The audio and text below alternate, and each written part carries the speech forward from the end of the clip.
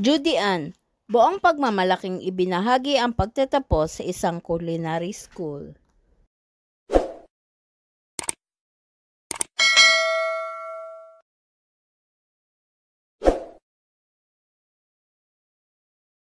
Isang milestone na naman ang narating ng award-winning at magandang aktres na si Judy Ann Santos Agoncillo nang graduate siya sa kanyang culinary journey sa Professional Culinary Arts Program sa Center for Asian Culinary Studies. Dito ay tumanggap din ng 2 medalya ng karangalan si Judy Ann. Judy Ann.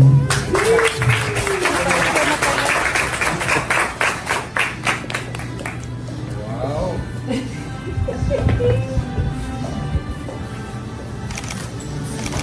Dapat sa mga ating 50. Okay lang, busy kayo talaga. Sorry, ma'am. 1, 2. Sir, check. Sa kanya social media account, ibinida ni Judy Ann ang narating niyang tagumpay sa mundo ng culinary.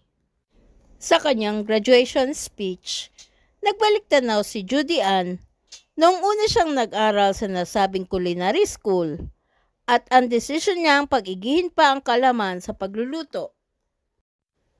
Ayon kay Judy Ann, sa mundo ng culinary, walang hangganan ang nararanasang eksperyensya at kalaman at naniniwala siyang magagawa niya ito maliban sa pag-arte bilang artista. Pagbabahagi pa ni Judy Ann, sa kanyang edad na 46, masaya siya at proud na pinatunayan na ang edad ay hindi hadlang para makakuha ng mga bagong kaalaman. May graduation ako. Magmamarcha kami ni Mami Jen. Ito pala pa kami ng brand pick. Ito lang overdue na talaga to. Hindi pa kami nakaka-graduate kasi nag-pandemic din.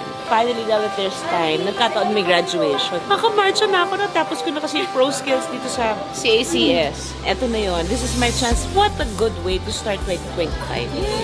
Alain mo na nga naman. Tara na. Ibang klase ang universe sa akin today.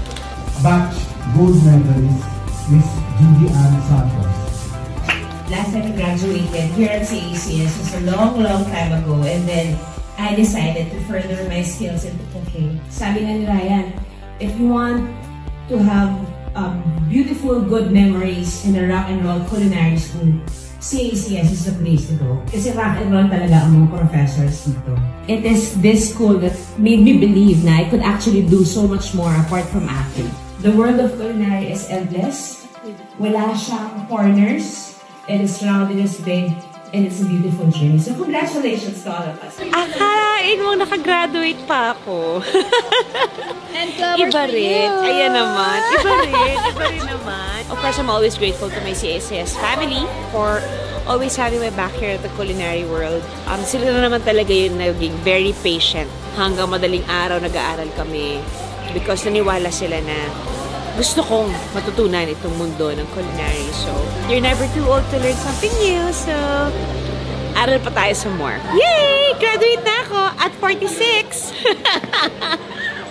Please subscribe and hit the notification bell para ma-update kayo sa sunod na showbiz news.